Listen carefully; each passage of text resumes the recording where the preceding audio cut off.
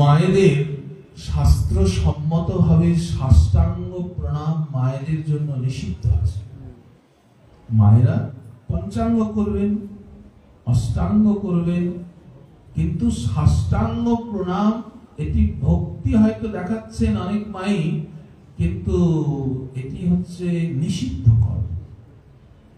তো নিষিদ্ধ কর্ম যত ভালোভাবেই করুন না কেন, এটি শাস্ত্র অনুমোদিত নয়। আর যা শাস্ত্র অনুমোদিত নয় সেটি কিন্তু গ্রহণীয় নয়। তো এখানে কি হচ্ছে জানেন, ওই আমি একজন করলাম, আমাকে দেখে দেখুন উনি করছে, আমি এরকম করব, উনি আরেকজন করলেন, আরেকজন শুরু হয়ে গেল।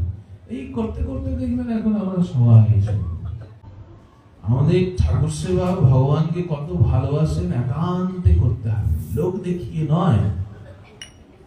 আজকাল যেমন দেখবেন ঠাকুর নিয়ে একদম আমরা পরিক্রমা দিচ্ছি, দেখো দেখো আরে কাকে আপনি দেখাবেন রাধাকুণ্ড বলুন তো? এই যে আমার গোপু সোনা, দেখো দেখো দেখো এই রাধাকুণ্ড দেখো। ভগবানকে হৃদয়ে রাখুন, প্রদর্শনের বস্তু নয়। ভগবানের জন্মদিন বড় কেক নিয়ে বসে গেলেন একদম, আসো গোপু এবার কেক কাট। আচ্ছা বলুন তো, আমাদের ভারত ভূমির কি এটি সভ্যতা যে কেক কাটতে হবে? কিন্তু আজকাল দেখুন আমরাও সাধু সম্পদ তারাও শুরু হয়ে গেছে। দেখেন সাধুরা কোথায় শেখাবেন আমাদের, কিন্তু সাধুরাই আজকাল বড় বড় কেক নিয়ে বসে যাচ্ছেন কেক কাটতে।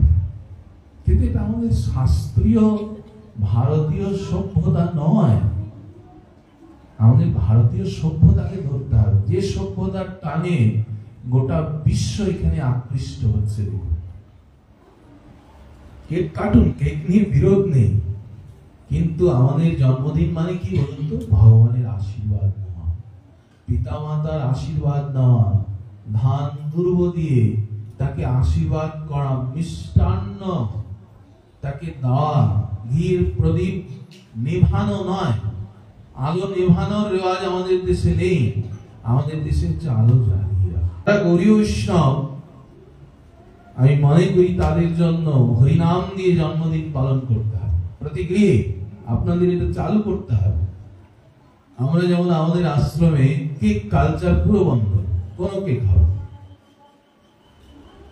মিষ্টান্ন দিয়ে প্রভুর প্রসাদ দিয়ে হরিনাম দিয়ে বড়দের আশীর্বাদ দিতে হবে। কেমন?